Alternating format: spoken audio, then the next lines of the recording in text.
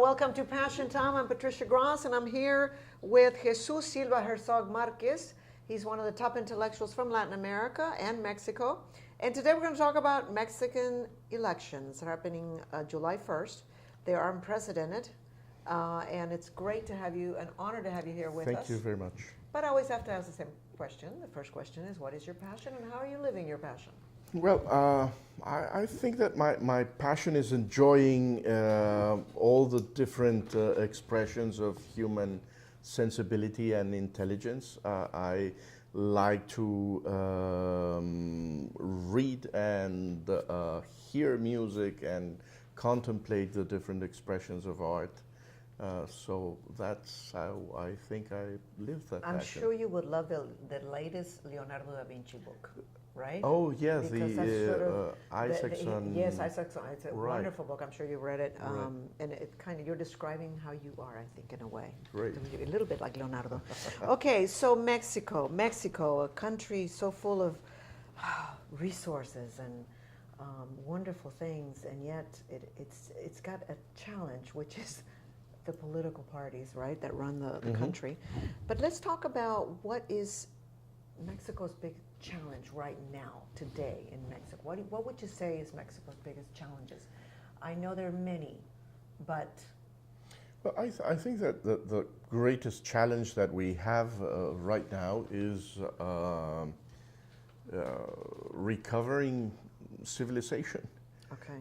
I believe that what has happened in the last decade, the violence in Mexico, has gotten tremendous. Mexico in a barbaric situation. Yeah. We have gone back in terms of our civilization, in terms of the respect of human life. Yes. So Mexico, as you say, has a lot of challenges and problems, but I think the most important, the most urgent of them all is to recover peace. How did we get to this point? I know drug trafficking has a lot to do with it. Is that the main reason, would you say, or is the inequality between classes, or what is it that's leading to this situation right now? Well, I think it's clearly a combination of elements. It's clearly drug trafficking, and also I think, a mistaken strategy to fight organized crime. But basically, I think is the lack of any rule of law, the ability of the criminals to have a hold in the government structures. I think if you take a look at the crime situation in Mexico, it would lead you immediately with the other great challenge of Mexico, that's corruption. So I believe crime and corruption go together, and those are clearly the great challenges that Mexico has right now. Why are we, and I mean Latin America in general has this problem, why are we so corrupt? Is this coming from our history, from colonialism, from the Spaniards, it's a really frustrating issue, and it's ongoing in Latin America generally. There's only one country now that is starting to tackle this, and that's Guatemala, believe it or not, with their new, they have a new system now where there's no impunity. They're putting people in jail. This is not something we do in Latin America in general. So I'm not being critical of just Mexico. This is sort of a Latin American problem. Why do you think we have this problem? Well, I think that we come from a patrimonialistic tradition. The idea that government is owner of the country, and that they can organize the administration as if it was their own ranch. So this separation between the public and the private has not really been defined clearly in our culture, I think. Okay. Now let's talk about the election. It's unprecedented because we have independent candidates, which Yes. is new in Mexico. That's right. And one gentleman is ahead of everyone else, López Obrador, and he's a populist. Yes. Tell me what's unique about, besides that, about this particular election, and how do you see it panning out? Well, I think it's a very important election. I would anticipate that this is going to be the most important election in several decades in Mexico, because it will clearly redefine Mexico's political system, and it might redefine Mexico's economic strategy. Mexico has had a very brief history of democratic elections. The 20th century was a non-democratic century for Mexico. We had a one-party rule until the year 2000, when the PAN won the presidency. So our experience with democratic elections is pretty small. 2018 could be a watershed in that tradition of, Right. of electoral competition, because we are seeing the destruction of that System, party system Yeah. that was created from the 80s on. 1930, yeah. That is that we used to have a center party that was the PRI, the PRI. Yeah, the PRI. We had the PAN and the PRD, and those were basically the defined the compass of Mexico's political system. We have independent candidates. We have a new political party, that's Morena, that supports Andrés Manuel López Obrador. And we are seeing the crisis of traditional political parties. I think we are heading to the greatest defeat of the PRI in its history. We are seeing the defeat of the old leftist party, the PRD, and there's also a crisis in the center-right party, the PAN. Yes. And in this political and party turmoil, there is going to be a new, very strong, non-ideological political party and movement that supports a populist candidate, Right. that's Andrés Manuel López Obrador. Now, he's ahead by 20%, but the polls vary, right? There's some that are 20, some that are 10, some that are even 6%. If he wins, there's a lot of fear in the business community, and that he's too leftist and he's too populist. How much of this concerns you as someone who studies the real, what is really happening? Because as you know, the media goes one way or the other. And at least here in the United States, if you listen to Fox, you're going to love Trump. If you listen to MSNBC, not so much. So I don't know how it is in Mexico if you have different types of media backing different candidates. But what are your thoughts if he wins? Well, it clearly, as in every candidate, you just can anticipate something of course, what yes. can happen if he Hypothetical, wins. Yeah. But I think that López Obrador was mayor of Mexico City. Yes. I think he was pretty successful I was going to ask you, was he successful? a Mexico City mayor. He Okay. was not a radical. Okay. He was not an anti-business politician.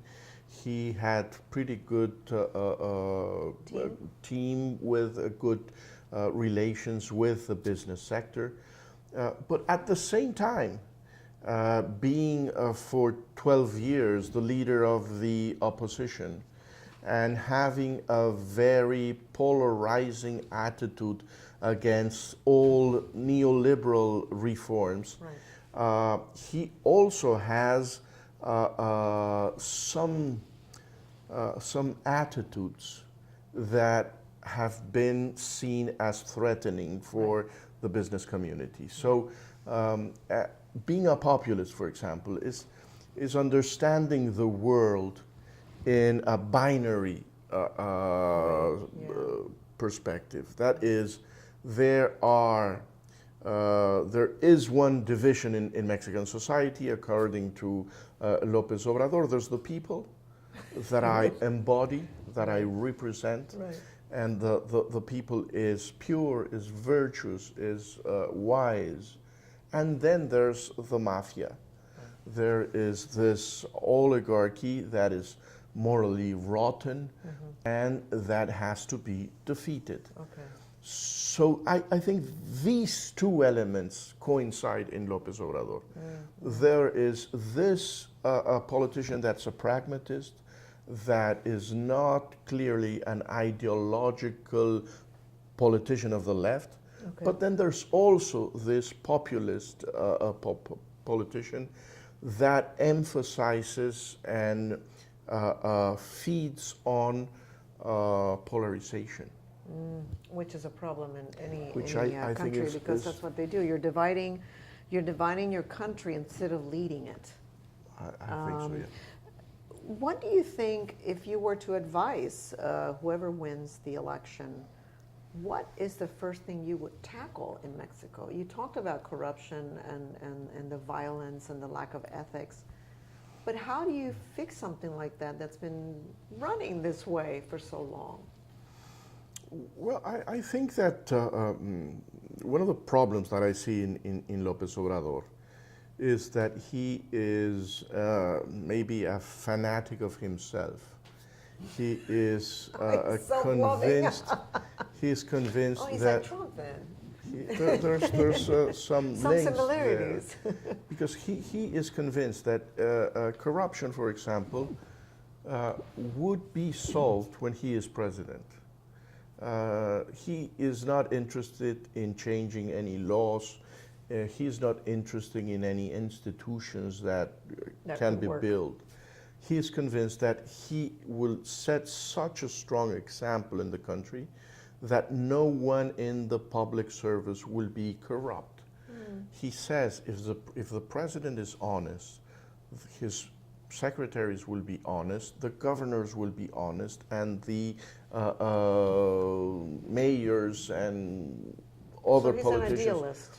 I don't think that's an idealist. I think that is that's megalomania. Oh, so yeah, that's the idea of that you've got the power to do it all. You have the moral power to change everything just because of your aura. I think that is something that does not tackle the complexity of such a problem. In which you, of course, an example is very important. Having an honest president is very important. Yes. But it's not enough. Right. No, there's more to it. And you said about strengthening institutions. If you don't strengthen the legal system and the judicial system and the institutions, then it's very hard. Let's talk about the U.S. and Mexico.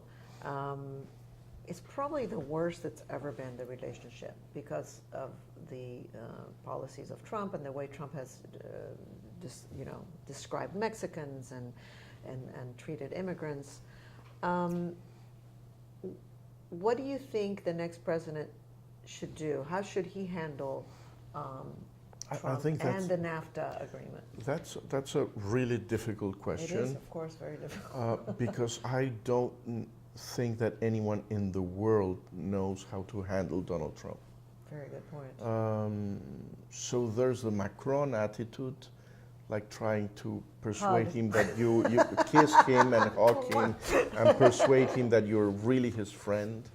But that didn't work. I don't think it works. No, it doesn't work. So I think that we are really in a very difficult situation. I think that Mexico should realize that such a diverse and complex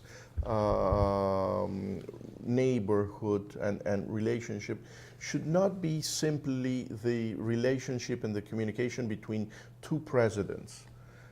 I do believe that we don't have anything to win with him, but we need to strengthen the ties with Congress, with the media, with universities, with social organizations, because I think that Donald Trump was able even to have this anti-Mexican agenda. Yes. Because we forgot to work on all these levels. Right. So I think that's the work that we should be doing. Right. Very good. Okay. Well, thank you, Jesus Silva Herzog Marquez. Thank you very so much. much for joining us. It was and really nice conversation. we're all going to be watching the elections in Mexico as they affect us. They're our biggest neighbor, and wish them the best. Thank you for watching Passion Time, and make sure you subscribe to our channel right down here. We'll see you next time.